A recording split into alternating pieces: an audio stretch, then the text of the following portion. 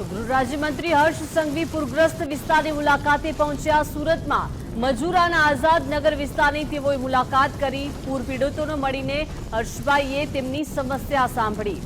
આઝાદનગરની બાજુમાં આવેલી છે અલથાણ ખાડી અને આ ખાડીના પાણી લોકોના ઘરમાં ઘૂસી ગયા હતા। ખાડીનું લેવલ ઘટતા સફાઈ કરાઈ, દવા પણ છંટાવાઈ છે અને પૂરગ્રસ્ત વિસ્તારની તેઓએ મુલાકાત લીધી અને ત્યારબાદ હર્ષભાઈએ નિવેદન પણ આપ્યું છે। 40 વર્ષના ઇતિહાસમાં સૌથી વધુ વરસાદ પડ્યો। મનપાની ટીમે ખૂબ જ સારી કામગીરી કરી હોવાની વાત હર્ષભાઈએ કરી છે। લોકોને સુરક્ષિત સ્થળે ખસેડવામાં આવ્યા છે। મેડિકલ ટીમ ઘરે ઘરે જઈને આરોગ્યલક્ષી તપાસ કરશે।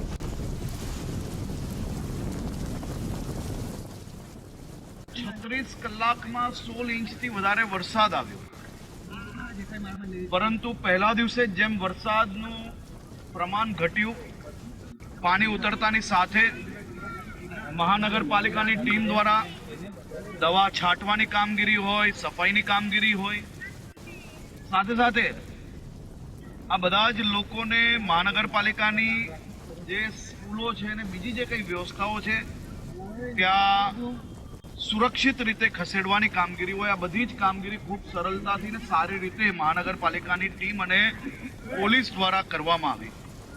આજે વહેલી સવારથી ભગવાન જગન્નાથજીની રથયાત્રાની વ્યવસ્થાઓ પૂર્ણ થતાની સાથે જ સુરત મારા મત વિસ્તારમાં ભટાર ક્ષેત્રમાં જ્યાં આંબેડકર નગર અને બીજા અન્ય વિસ્તારો જ્યાં નીચાણવાળા વિસ્તારોમાં જ્યાં પાણી ભરાયું હતું ત્યાં જ્યારે નાગરિકોને મળ્યો ત્યારે નાગરિકો તરફથી જે માહિતીઓ આવી કે પોલીસ અને મહાનગરપાલિકાની ટીમ દ્વારા વરસાદ પડતાની સાથે જ ઘરો સુધી પહોંચીને સૌ ઉંમરલાયક વડીલોને તથા બાળકોને સુરક્ષિત સ્થળે ખસેડવા જોડે જોડે બધી જ માહિતીઓ આપવા માટે જે કામગીરી કરી એ કામગીરી રાત દિવસ છેલ્લા 2 દિવસથી વહીવટી તંત્ર દ્વારા જે કરવામાં આવી છે એ ખૂબ સારી કામગીરી કરી છે।